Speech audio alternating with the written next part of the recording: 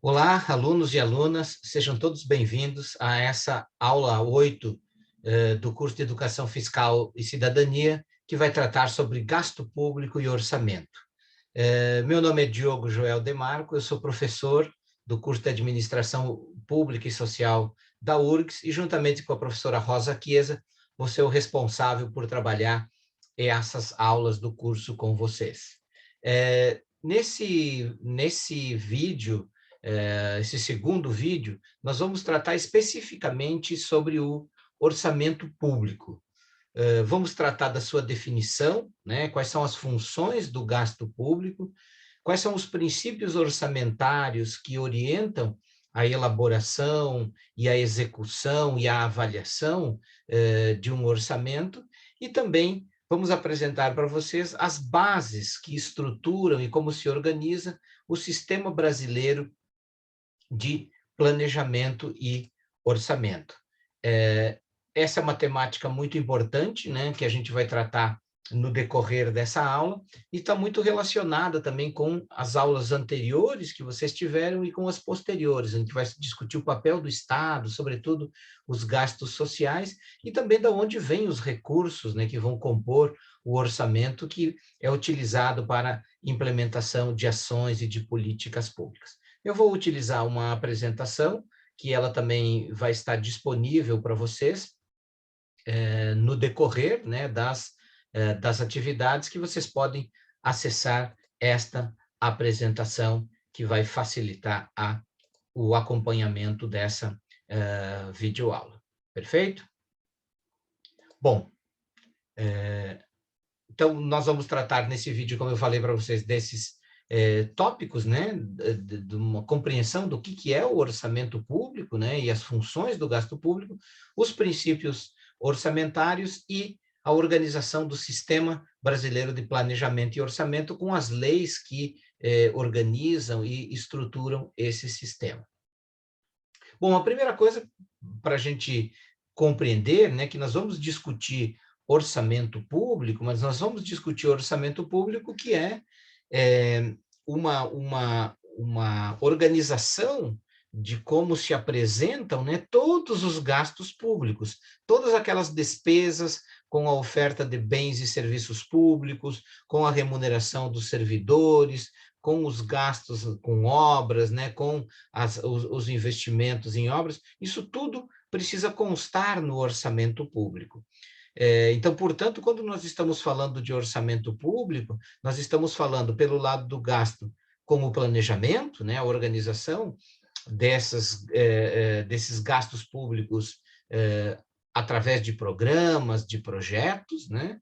O orçamento público propriamente também organizado em programas e projetos que vão apresentar de que maneira esses recursos vão ser gastos, em que, qual é a finalidade deles, com que recursos esses recursos vão ser utilizados, e ele também, o orçamento, vai dialogar com a contabilidade pública, que é a forma como esses recursos são registrados, né, para que seja feita a contabilidade pública.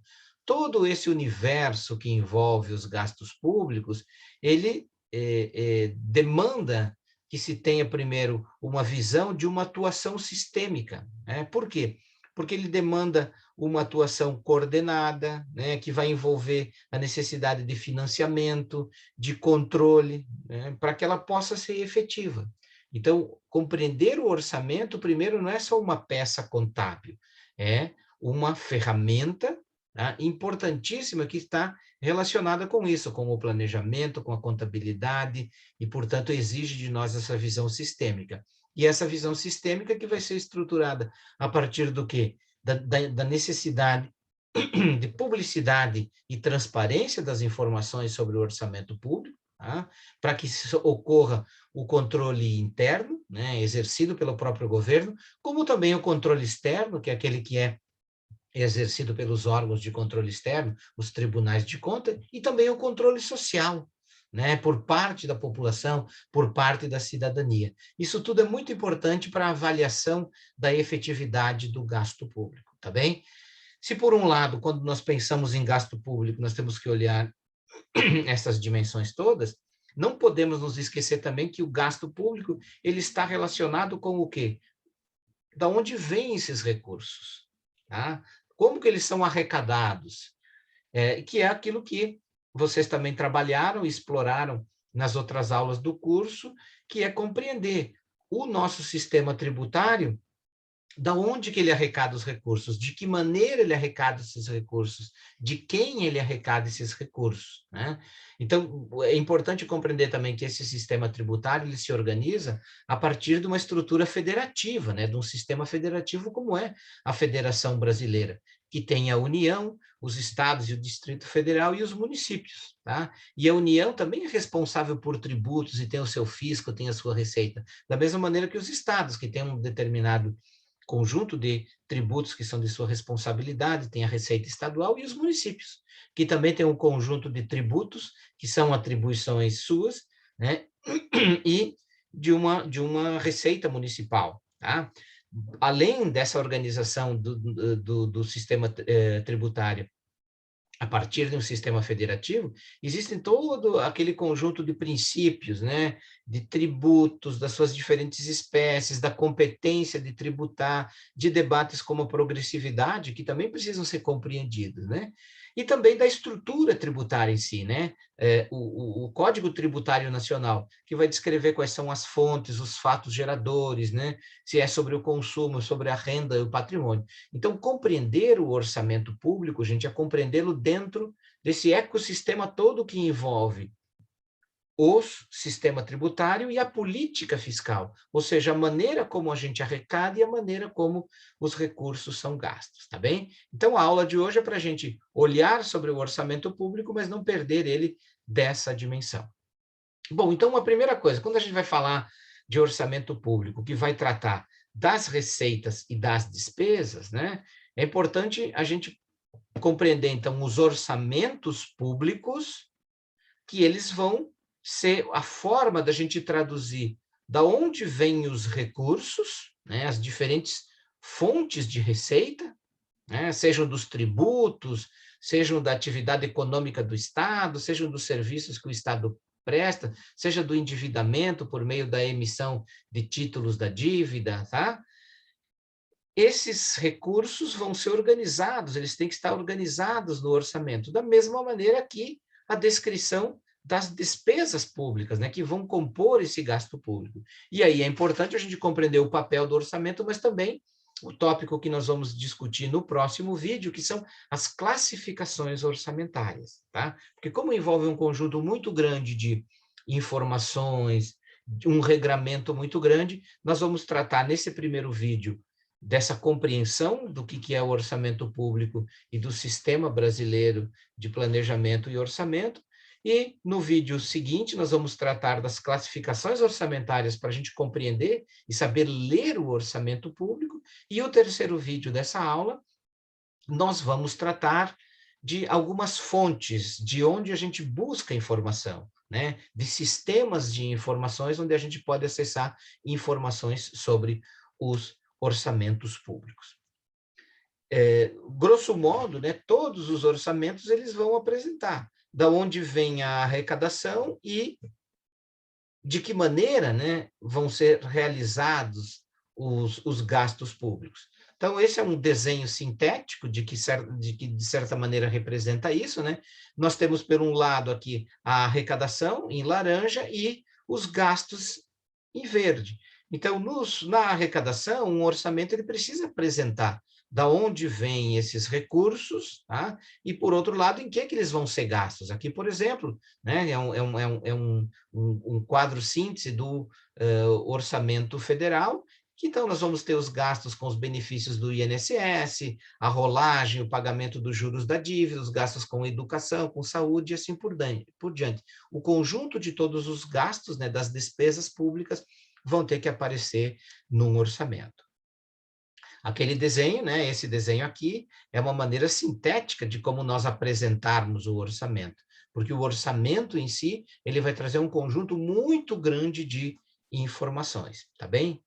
Então, um primeiro aspecto que eu queria ressaltar com vocês é por que é importante a gente estudar o orçamento público. tá?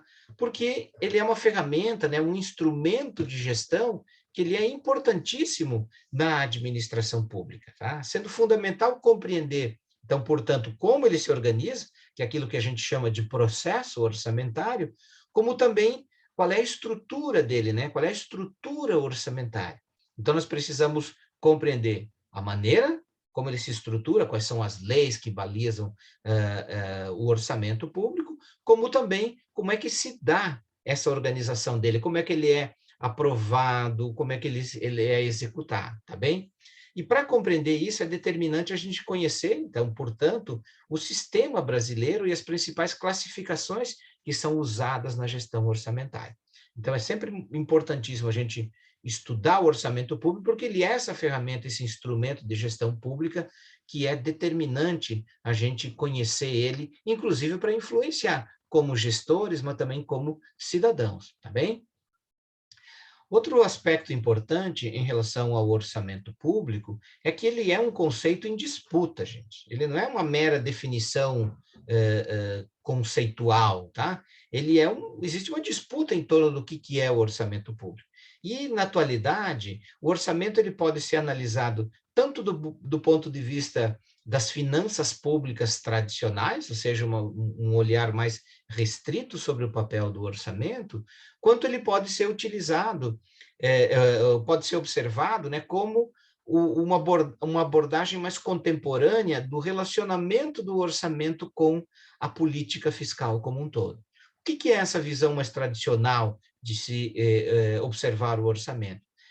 É uma visão que toma o orçamento como um instrumento de manejo de receitas, despesas, quais são os resultados financeiros e dívidas do governo, visando o quê? O controle das contas públicas, tá? Ou o equilíbrio financeiro governamental, aquilo que a gente chama de olhar o orçamento para dentro, em si mesmo. Tá? Então, essa é uma visão tradicional, vamos dizer, mais restrita de como observar o orçamento público, olhando ele muito mais como um mecanismo de controle, tá? E principalmente de controle contábil das contas públicas. Já a outra visão é uma visão que concebe o orçamento também como integrante da política fiscal e, portanto, consiste no manejo de receitas e despesas, né, de resultados financeiros e do endividamento, ou seja, aqueles mesmos aspectos que o orçamento, a visão tradicional do orçamento traz, mas visando o quê? Visando os resultados externos ao governo, ou seja, o orçamento olhado para fora de si mesmo. De que maneira ele vai ter maiores níveis de atividade e de emprego, como é que ele vai contribuir com a estabilidade monetária, ou seja, é olhar o orçamento não para dentro de si mesmo, só como um mecanismo de controle, mas olhar o orçamento como um mecanismo também de realizar o quê? Aqueles objetivos de um Estado, né? De garantir políticas públicas, de intervir na atividade econômica, de ser um ator regulador, por exemplo, da atividade econômica, do emprego, de propiciar estabilidade monetária.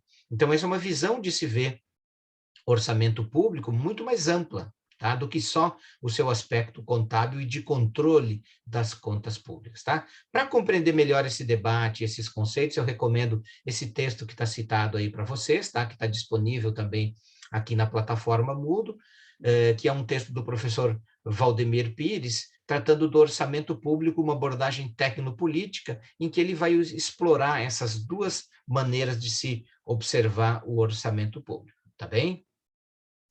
Bom, para além, vamos dizer, dessa visão, dessa concepção em disputa do orçamento público, um aspecto importante de nós compreendermos ele é a definição clássica do orçamento público, que é simplesmente, né, a sistemática pelo meio da qual vão ser estimados as receitas e vão ser fixados os gastos a serem financiados com tais receitas, né? Que é uma definição da Rita de Castro Santos, e que dessa maneira, então, ele é um instrumento de planejamento e execução das finanças públicas. E nessa qualidade, gente, ele é sempre um instrumento do quê? De planejamento e de gestão pública. Por isso que eu frisava a importância de nós conhecermos o orçamento público, porque ele é esse instrumento de gestão, tá bem? Mas ele tem funções mais amplas, tá? Existe um autor, o Richard Musgrave, que estabeleceu, né, ou definiu as funções econômicas do orçamento, dizendo que um orçamento ele tem um papel alocativo, tem uma função distributiva e uma função estabilizadora. O que é a função alocativa? É aquele oferecimento de bens e serviços públicos que não são oferecidos de maneira adequada pelo mercado. Então, por exemplo, quando se destinam verbas, né, recursos para construção e manutenção de escolas, de postos de saúde, o Estado está fornecendo serviços que não são adequadamente ofertados pelo mercado. Tá? E nós sabemos que de cada 4 brasileiros, 3 usam o sistema de saúde, o SUS. Tá? Porque só 1 em cada 4 brasileiros tem um plano de saúde complementar. Então, veja a importância dessa função alocativa, não só na saúde, mas de várias outras políticas. Tá? Tem também uma função distributiva, que é atuar na redução das desigualdades sociais, retirando recursos daqueles segmentos mais ricos da população e transferindo renda para aqueles setores mais vulneráveis da sociedade. Tá? Isso acontece quando? Quando o governo cria, amplia ou aperfeiçoa um programa de distribuição de renda. Por exemplo, o Bolsa Família, né, em que o Estado está intervindo para mitigar as desigualdades sociais. Essa é uma função distributiva, né, do orçamento público. Como também uma função estabilizadora, que é aquela intervenção do Estado na economia para alcançar aspectos como o pleno emprego, a estabilidade dos preços, né, do crescimento econômico. Então, por exemplo, quando o orçamento público prevê a realização de grandes obras, né, como foi o caso, por exemplo, do Programa de Aceleração do Crescimento, o PAC, quando ele intervém para atuar e para regular, por exemplo, estabelecer preços dos alimentos com o uso dos estoques reguladores, isso tudo é uma função estabilizadora que o orçamento público tem, que é muito importante, tá bem?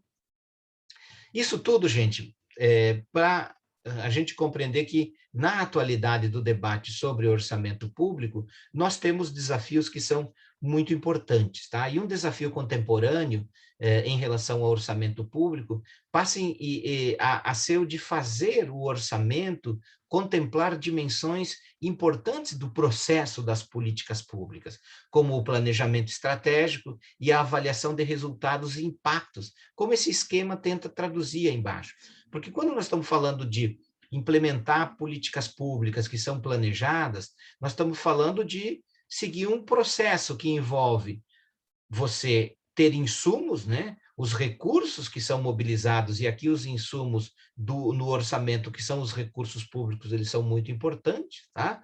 Para se desenvolver atividades por meio de processos que vão resultar em produtos, né? Que são produtos diretos. Por exemplo, eu aloco recursos, desenvolvo um processo que é para ter um produto que é vacinação, por exemplo, né? A compra de vacinas que vão ser aplicadas pelo sistema, como tem sido agora, por exemplo, no caso do combate à Covid. Tá?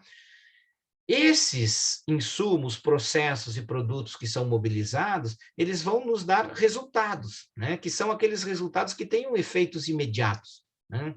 Conduzir, reduzir o número de hospitalizações de pessoas que vão sofrer, por exemplo, com uma doença. E esses resultados vão gerar impactos, né? O impacto é aquele resultado de mais longo prazo, duradouro, que vão intervir sobre o desenvolvimento. Então, isso é importante porque insumos, processos e produtos, de certa maneira, são fáceis da gente aferir, mas resultados e impactos são mais difíceis da gente aferir e mensurar. Ok, pessoal? Então, esse é um primeiro aspecto que é importante que vocês compreendam, que a gente vai trabalhar sobre esse entendimento do que é o orçamento público, né, e a importância que ele tem.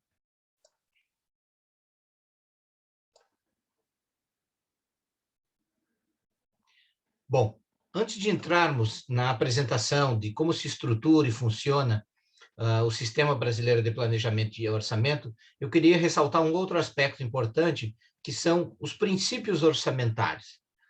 O que são os princípios orçamentários? Deixa eu apresentar aqui para vocês, para ficar mais fácil essa compreensão. Os princípios orçamentários, eles são regras que são estabelecidas que visam conferir uma maior racionalidade, uma maior eficiência, uma maior transparência ao processo de elaboração, execução e de controle do orçamento público. Anualmente é editado o Manual Técnico do Orçamento, o MTO, em que são apresentados uma série de informações sobre as classificações orçamentárias e também consta no Manual Técnico do Orçamento os princípios orçamentários. Esses princípios, gente, eles são válidos para todos os poderes, para o Poder Executivo, para o Legislativo e Judiciário, e para todos os entes federados, para a União, para os estados e municípios, e são estabelecidos e disciplinados tanto por normas constitucionais, quanto também por normas infraconstitucionais, né, quanto pela própria doutrina relacionada ao orçamento público. Então, elas são regras que são válidas para todo o processo orçamentário, né, elaboração, execução e controle e avaliação, e aplicam-se tanto à lei orçamentária, como a gente vai ver, como também aos créditos adicionais, aqueles créditos que são aprovados, né, posteriormente à lei já estar em execução. Mas eles não têm um caráter absoluto, tá? Por quê? Porque existem várias exceções, mas eles são importantes de serem compreendidos, tá? Dentre os princípios básicos que devem ser seguidos para a elaboração e controle do orçamento público, segundo um conjunto de legislação, né? Por exemplo, a Lei 4.320, lá de 64, a própria Constituição Federal de 88, a Lei Complementar 101 de 2000, que é a Lei de Responsabilidade Fiscal, destacam-se alguns desses princípios orçamentários. Deixa eu projetar eles de uma maneira mais ampla aqui para ficar mais fácil de vocês visualizarem. Bom, esses princípios orçamentários, isso também está no capítulo do livro, de uma maneira mais detalhada, que está disponível para vocês de bibliografia, tá? Mas eles compreendem um conjunto de princípios orçamentários, como, por exemplo, da unidade, que só deve haver uma só lei orçamentária anual para cada entidade da federação, ou seja, para a União, estados e municípios. Por isso que a gente fala que existem orçamentos, né? Porque existe um orçamento federal, 27 orçamentos dos estados e do Distrito Federal e 5.570 orçamentos, leis orçamentárias anuais. Por isso a importância também das classificações, para a gente poder cruzar essas informações e chegar às contas públicas federais, tá? Universalidade, a LUA, né, o orçamento deve conter todas as despesas e receitas da administração pública, englobando todos os poderes, fundos, órgãos e entidades da administração pública. A anualidade, né, essas receitas e despesas devem se reportar a um período determinado, né, de um ano, que corresponde aqui ao exercício fiscal também, ao ano civil aqui no Brasil, né? A exclusividade, a LUA não pode conter, né, a lei, né, da orçamentária anual, não pode conter outro dispositivo estranho àquele que se relaciona à previsão da receita e fixação da despesa, né? Especificação que a LUA não pode consignar, né, dotações globais de despesa, ela deve fornecer o detalhamento suficiente para demonstrar a origem e a aplicação desses recursos, né? Outros princípios, a publicidade, que é um aspecto muito importante, né? Tanto a LUA quanto os seus créditos, os atos relativos à sua elaboração e execução devem ser divulgados para conhecimento público e serem acessíveis a qualquer cidadão para consulta. O último dos nossos vídeos aqui a gente vai ver que, por mais que esse seja um princípio importante da publicidade, não é muito fácil a gente encontrar e compreender as informações orçamentárias, tá? A gente vai ver isso em alguns sistemas. O orçamento bruto, a LUA deve conter as receitas e despesas pelos seus valores brutos, sem qualquer tipo de dedução prévia, tá? Não afetação de receitas, é que quando as receitas constantes na LUA deverão estar livres de comprometimento prévio a determinados gastos, né, sendo vedada a vinculação de receitas de impostos a órgãos, fundo ou despesa. Aqui há exceções, especialmente naquelas políticas, naqueles setores que têm recursos vinculados, né, como a saúde e como a educação, né? O equilíbrio, né, as receitas constantes na LOA não devem exceder as despesas previstas para o exercício financeiro. E, por fim, a programação, né? As receitas e despesas constantes na LOA deverão ser organizadas de modo a veicular a programação de trabalho do governo, quais seus programas, seus objetivos, as metas e as ações que tem, tá?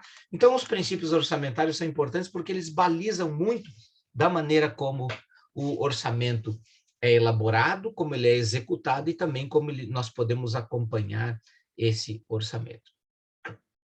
Bom, vamos entrar agora, então, nessa última parte desse nosso vídeo, no Sistema Brasileiro de Planejamento e Orçamento. A Constituição Federal de 88, gente, estabeleceu as bases para a retomada de um processo amplo de planejamento, que envolvia o quê? A adoção de um sistema de planejamento constituído por planos e programas nacionais, regionais, setoriais. Então, a gente tem o Plano Nacional de Educação, o Plano Nacional de Saúde, que são todos esses planos setoriais, né? A consolidação disso tudo num plano plurianual, o PPA, que é um plano de médio prazo, né? Um plano de 4 anos, e o detalhamento deve ser feito anualmente desse plano plurianual por meio de uma lei orçamentária anual, a LOA, que é elaborada e executada de acordo com aquilo que é disposto na LDO, na Lei de Diretrizes Orçamentárias.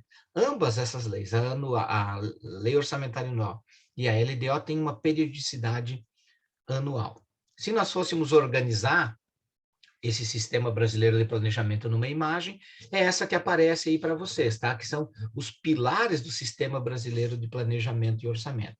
A Constituição definiu que deveria haver, né, um plano plurianual, né, que a cada 4 anos, esse plano plurianual ele seria detalhado e definido anualmente a alocação de recursos por meio da LDO, da Lei de Diretrizes Orçamentárias e da LOA, e isso tudo seria regulamentado por uma Lei Complementar de Finanças Públicas.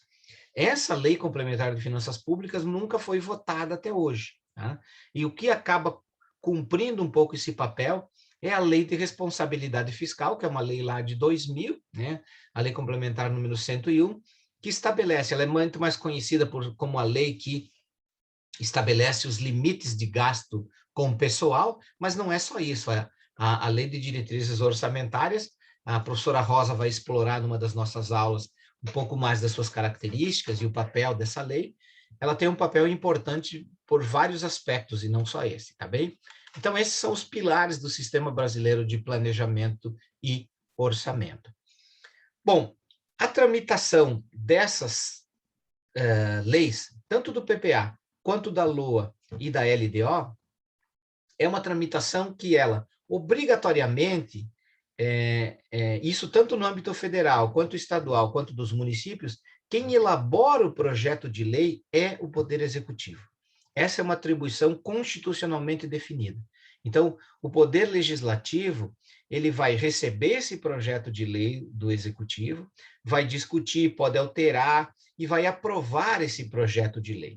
Depois dessa discussão e de aprovação, ele volta para o Executivo, que vai sancionar e promulgar essas leis, tanto do PPA, quanto a LDO, quanto a LOA, e pode propor vetos ao texto que é aprovado no Legislativo.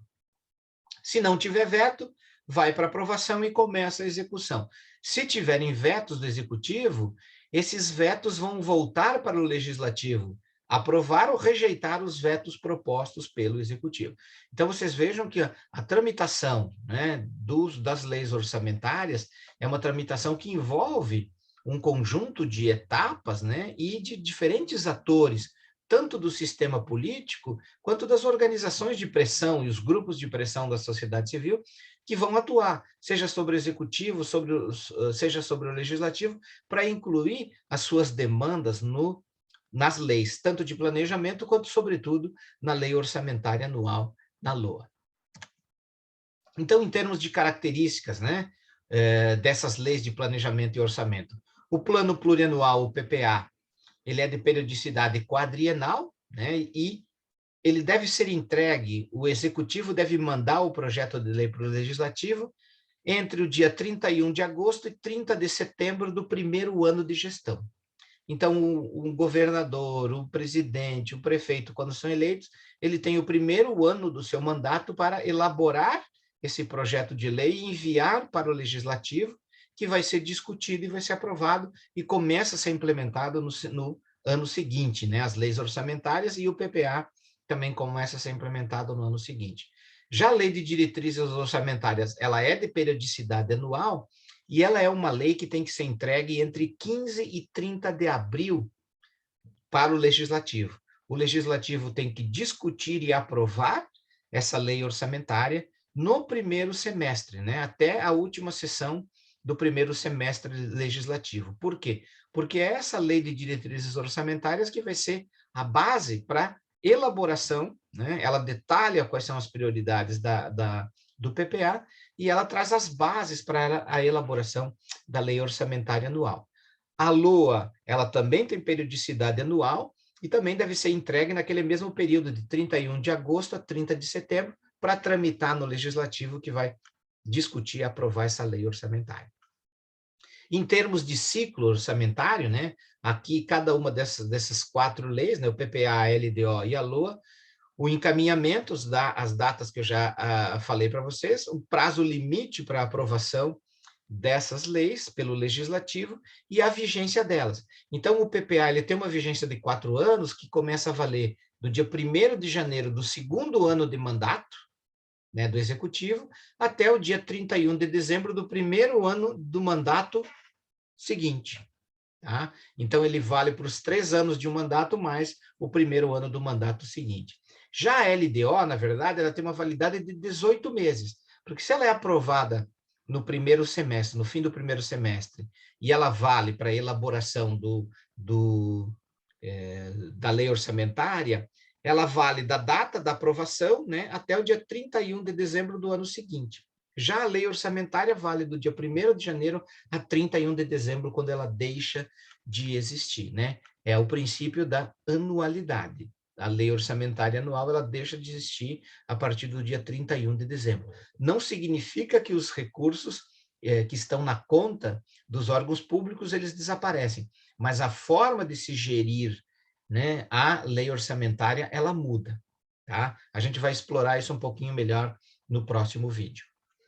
Então, em termos, gente, de síntese, o orçamento anual, né, ele vai trazer os programas e as ações, e ele tem periodicidade de 1 ano, ele se relaciona, então, ele se amarra ao plano plurianual, né, que são os programas e ações para um período de 4 anos, e ele deve estar relacionado também ao planejamento de longo prazo, as diretrizes estratégicas para o desenvolvimento, os planos setoriais, né, porque vamos lembrar que os planos de saúde, da educação, né, o Plano Nacional de Educação, por exemplo, é um plano de 10 anos. Então, a ideia dessa relação entre planejamento e orçamento é que eles dialoguem, eles amarrem essas iniciativas, o que, em muitos momentos, não acontece, o que é um dos problemas, tá? Um outro aspecto importante também, em termos da periodicidade do funcionamento, é que eu sempre estou elaborando o PPA num ano para ser executado nos 4 anos seguintes, da mesma maneira que eu vou elaborar a LDO e a LOA num ano para ser executada no ano seguinte. Por isso que ela é uma estimativa de receitas e uma previsão das despesas, que nem sempre se confirmam, né? Ela é uma lei autorizativa. O orçamento, gente, quando ele é aprovado, ele não obriga o poder público a gastar aqueles recursos, mas ele autoriza que sejam gastos até aqueles recursos, tá? Não é um orçamento impositivo, como é, por exemplo, a realidade do orçamento dos Estados Unidos.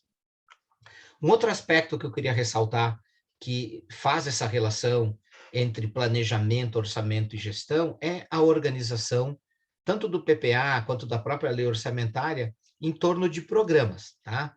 Então, essa integração entre planejamento e orçamento é feita por meio dos programas. Né? Por isso que nós chamamos que o nosso orçamento é um orçamento-programa, tá?